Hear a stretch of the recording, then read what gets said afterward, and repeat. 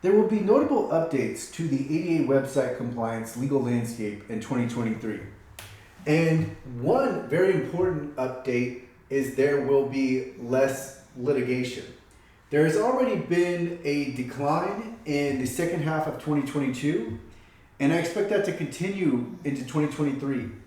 And the reason why is because there have been adverse court decisions, both in California and New York, to plaintiffs' law firms. California and New York are the two most litigious states for website accessibility.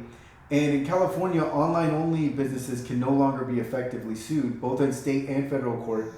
And in New York federal court, boilerplate claims can no longer be brought. So if you file a complaint and it's a boilerplate complaint that's the same as, effectively the same as another complaint, then that complaint will be dismissed. Also, the Department of Justice intends on publishing a notice of proposed rulemaking for website accessibility under Title II. Now, Title II of the ADA only applies to public entities, not private entities.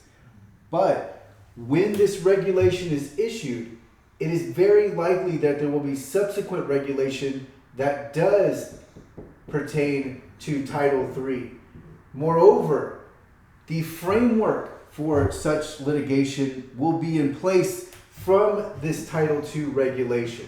So pay very close attention to what happens with this notice of proposed rulemaking, and if you would like to have input in that, you can make a public comment.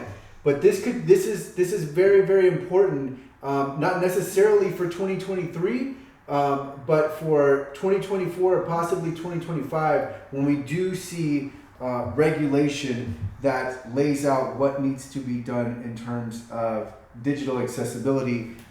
And this proposed rulemaking is specifically for website accessibility, but we'll see if they go further with that.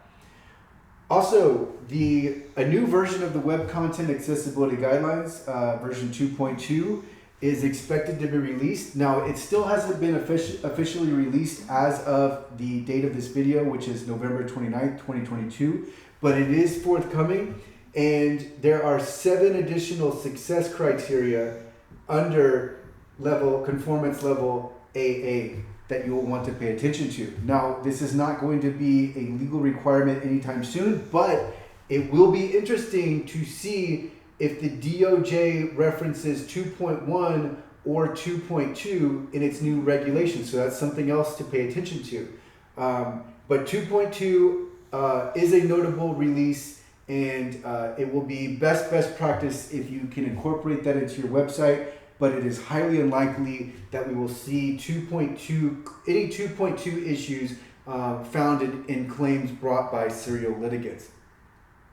And then last, I am going to be releasing an ADA compliance course, and this is going to significantly lower the cost of making your website accessible.